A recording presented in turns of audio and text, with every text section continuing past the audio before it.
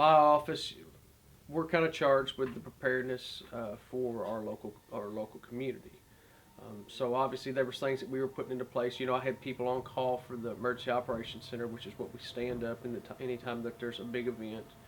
Um, our local law enforcement, fire, EMS, you know, they were all kind of briefed on the potential for that night. Then fast forward into the evening hours, you know, we started getting some little pop-ups for weather. You know, some supercells started popping up ahead of everything.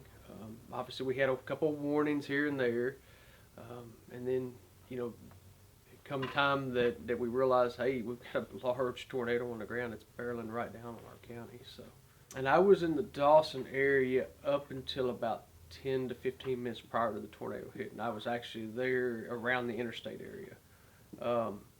And I believe once I had received word that it was still on the ground in Princeton doing considerable damage, I knew then and there that we were probably going to have a direct hit.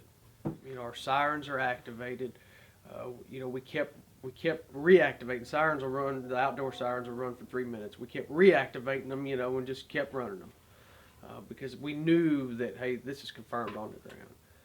But that was the big thing going through my head, is that are people actually taking these warnings seriously? You know, the time of day, time of night, and are people really actually going to their safe areas? Are they actually heeding the warnings? That was my biggest concern at that point in time.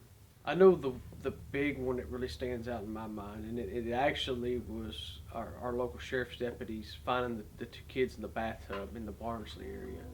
I know that right there, and there was actually body cam footage of that. So I mean, you could actually see that and kind of really feel what those people were going through. And I know that mother, you know, it's probably the worst fear that any parent or any mother could probably ever go through. Was obviously, you know, you got a tornado, you put your kids in the bathtub thinking, you know, hey, this is the safest place for them, and then bam, you know, everything's over with. You wake up, you know, or you come to, and you've got all this damage everywhere. Now, where's your kids?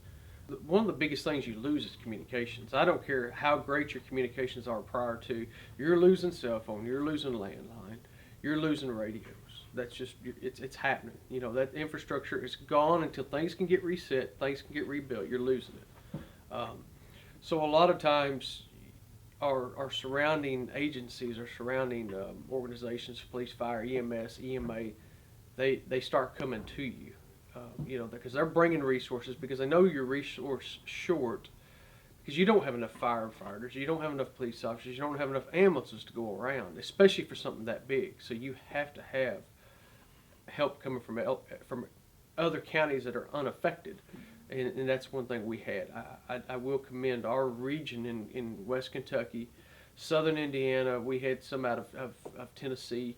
They all came to help us in our time of need, and obviously we will be, you know, more than gracious to pay them back in the event that we ever have to help them. And one thing that I have really seen the value in is after this, you know, again, you go back to the cell phones. You know, we're a cell phone dependent society. Those are gone.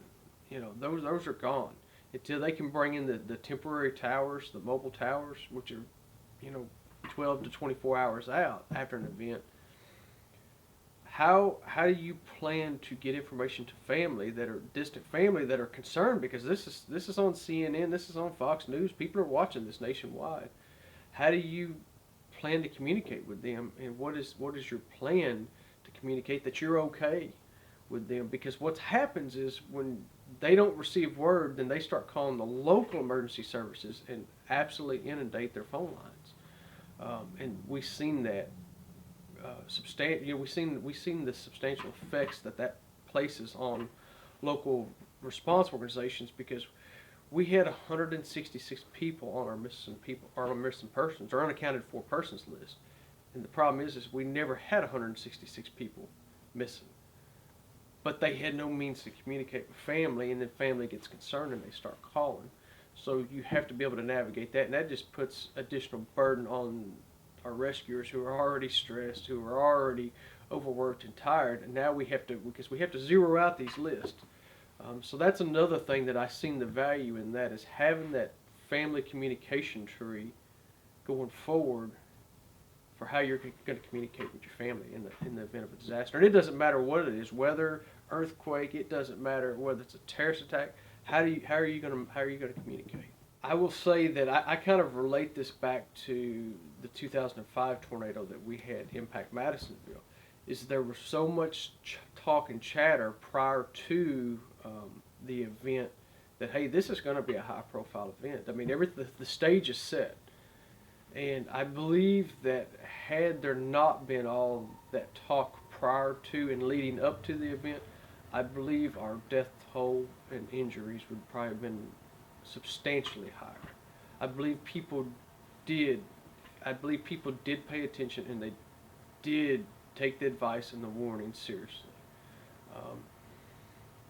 Because it was talked about, and then whenever you have something that's front and center of you for so long, eventually you're like, hey, they might be onto something here, and I do believe people did take that seriously.